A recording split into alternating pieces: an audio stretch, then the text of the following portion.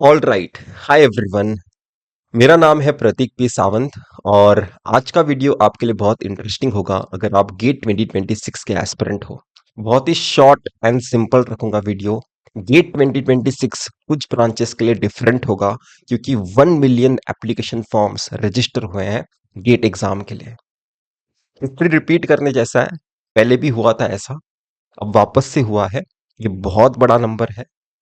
कुछ ब्रांचेस में बहुत ज्यादा एस्पिरेंट्स अटेम्प्ट करने वाले हैं, इसका मतलब ये है। तो उन ब्रांचेस का पेपर थोड़ा डिफरेंट होगा।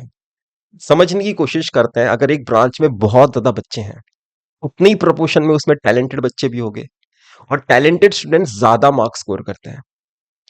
तो समझिए, बहुत ज्यादा टैलेंटेड स्टूडेंट 70 अबाव स्कोर करेंगे करे तो किसी एग्जाम में, तो होगा क्या कि उतने सीट्स तो नहीं है, राइट, आईआईटी में।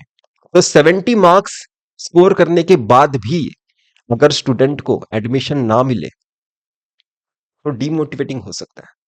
थोड़ा एडमिशन प्रोसेस डिस्टर्ब हो सकता है।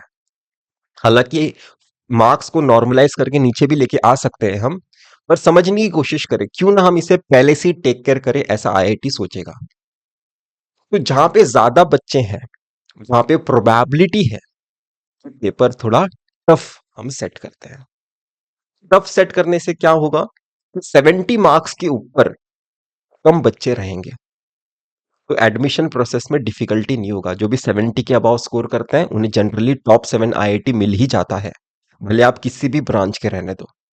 तो वो ट्रेंड कंटिन्यू रहेगा। और अगर पेपर टफ आता है, ये प्रॉब्लम नहीं है, क्योंकि हमें सारे क्वेश्चंस राइट करने के बारे में सोचना नहीं होता, ज्यादा से ज्यादा मार्क्स करने के बारे में सोचना नहीं होता। पेपर में चूज करना पड़ता है कि हम कौन से क्वेश्चंस बना सकते हैं, कौन से क्वेश्चंस नहीं बना सकते। जो बना सकते हो उसे वापस से रीचेक करके वेरीफाई कर सकते हो, ताकि उसमें कोई मिस्टेक ना हो। तो टाइम का बेस्ट यूटिलाइजेशन हो पाता है जब पेपर टफ होता है, कि कुछ क्वेश्चंस में तो हमें मेहनत ही नहीं करना है। जो हम वंस बना सकते हैं, जो हमारे लिए नोन है, उन्हें ही हमें सॉल्व करना है और एक्यूरेसी के साथ सॉल्व करना है।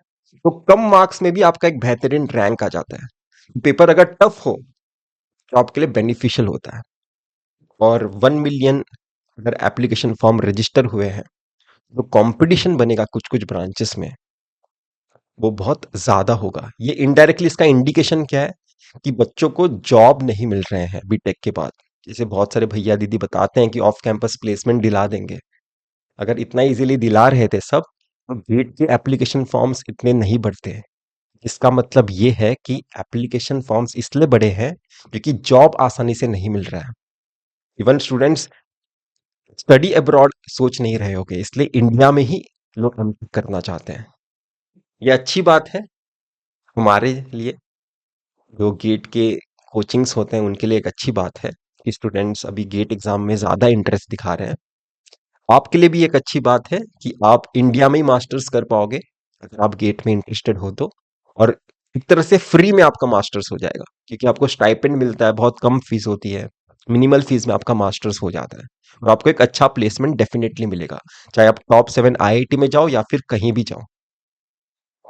न्यू आईआईटी जाओ, ओल्ड एनआईटी जाओ, अगर आपको जाते हो एक अच्छे स्पेशलाइजेशन में, आपको प्लेसमेंट मिलेगा। इसमें आप कोई डाउट मत रखना, ठीक है।